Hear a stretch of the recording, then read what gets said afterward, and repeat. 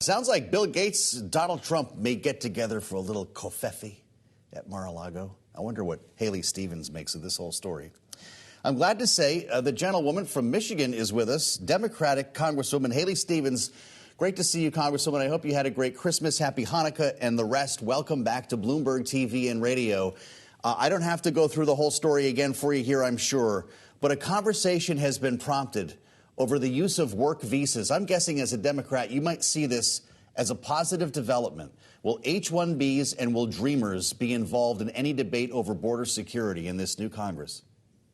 Well, I'll just say that as a science and tech policy evangelist, we welcome the conversation around H-1Bs and high-skilled workers. And in fact, as a member of the Select Committee on China Competition that has been in place for the last 2 years, this is something that we heard over and over and over again from stakeholders, Joe, that we need to staple green cards to degrees, that we need a plan to attract and retain global talent in this country. Our laws are based off of last century.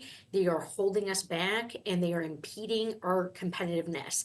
And look, I'd say that Elon Musk maybe knows a thing or two about it, given his immigration history and given his employment base and given, frankly, the role that his companies are playing, not just here in the United States of America, but across the world. And so we need access to that talent. I think that could be very interesting. It'd maybe be a smart move of the Republican governing majority if they could do something for high-skilled workers. And of course, our dreamers, who we care so much about, who've only known an American life, who were born here, who are taxpayers, who are contributing to society, raising families. We want that parity as well. Yeah. Congresswoman is correct. Elon Musk once held an H-1B visa, but it does bring up the bigger picture here. And in the short time that we have to talk today, Congresswoman, I'd like to ask you about your hopes or maybe your concerns about working with this Republican majority in the new Congress, knowing that Elon Musk and Vivek Ramaswamy are going to be on the phone. Maybe picture them on one shoulder for the speaker and Donald Trump on the other shoulder. Who's actually running the show here? And how do Democrats find their posture in this Congress?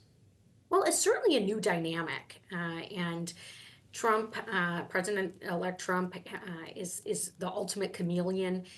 This is certainly a different approach to governing that we saw during his first term, which frankly was a lot of governing by Twitter and a lot of chaos and confusion. Now it seems like the oligarchs have come in.